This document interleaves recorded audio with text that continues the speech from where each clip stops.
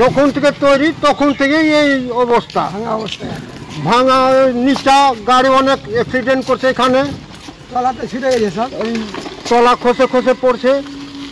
কোন সময় ভাঙবে কোনো গ্যারান্টি নাই, আজকে কালকে ভাঙতে পারে। প্রশাসন কত আছে কত যাচ্ছে কোনো গ্যারান্টি নেই।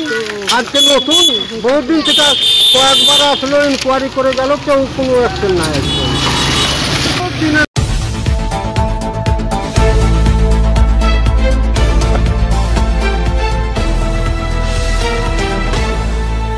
গার্ডওয়ালবিহীন দুর্বল সেতু দিয়ে ঝুঁকিপূর্ণ যাতায়াত।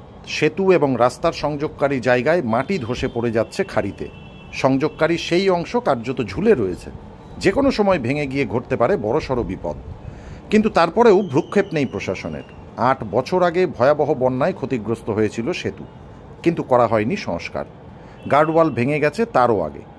সেতুর বেহাল দশায় তৃণমূল পরিচালিত স্থানীয় গ্রাম পঞ্চায়েত মেনে নিলেও তাদের সাফাই এত বড় কাজ পঞ্চায়েতের পক্ষে করা সম্ভব নয়। তারা ঊর্ধ্বতন কর্তৃপক্ষকে জানিয়েছে। উপর মহলে উচ্চ আধিকারিকদের জানিয়েছি এবং আমাদের আরও নেতা মন্ত্রীদের জানিয়ে যে শীঘ্রই ব্রিজটার কোনো মেরামত বা নতুন করে ব্রিজ করার জন্য আমাদের আশ্বাস দিয়েছে।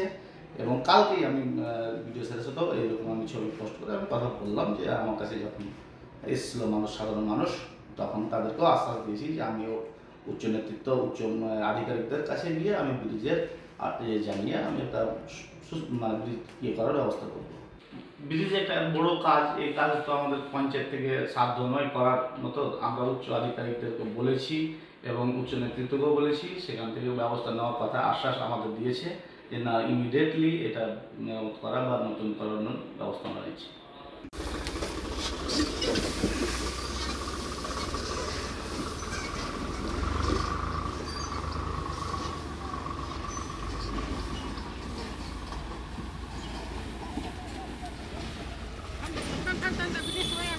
এই সেতুটার কথা আমি শুনেছি, 2 দিন হলো শুনেছি। আমি প্রধান সাহেবের সাথে কথা বলছি, কনসার্ন প্রধান সাদলিচক জিবির এনএস সাহেবের সাথে কথা বলেছি, কিন্তু ওর একটা টেন্টেটিভ এস্টিমেট আমরা করেছি, করে দেখেছি যে ওটা জিবির তো অ্যাকচুয়াল অ্যানুয়াল অ্যাকশন প্ল্যানেও ধরা নেই, আমাদেরও নেই।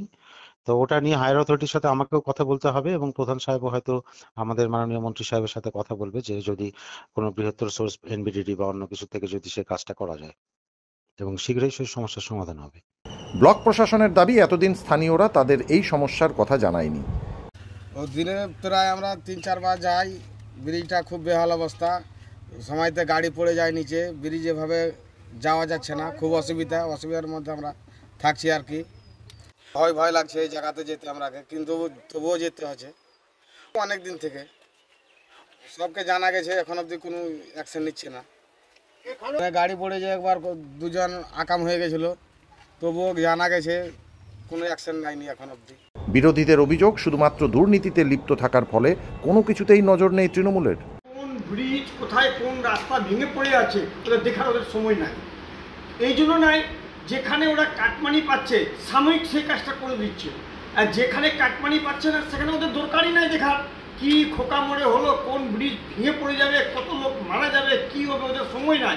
আজকে সাদলিচক গ্রাম পঞ্চায়েতের তৃণমূলের পঞ্চায়েত, তৃণমূলের পঞ্চায়েত সমিতি, তৃণমূলের মন্ত্রী, তৃণমূলের সরকার, তারপরে এই অবস্থা।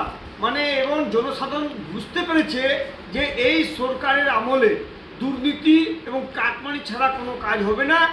কাটমানি যদি কেউ দেয়, ওখানে গিয়ে বলে যে এই জায়গাটায় রাস্তা খারাপ আছে, আপনি করেন, এখানে আপনাদের এত পার্সেন্টেজ দেওয়া হবে, তাহলে সেই কাজটা হবে, সেটাও সাময়িক হবে, পার্মানেন্ট সলিউশন হবে না। শুরু হয়েছে রাজনৈতিক চর্চা। মালদার হরিশ্চন্দ্রপুর 2 নম্বর ব্লকের সাদলিচক গ্রাম পঞ্চায়েতের বাসুদেবপুর গ্রামের খোকামোড় জালাল খাড়ির উপর রয়েছে এই সেতুটি। ব্যুরো রিপোর্ট, সংবাদ বাংলা টিভি।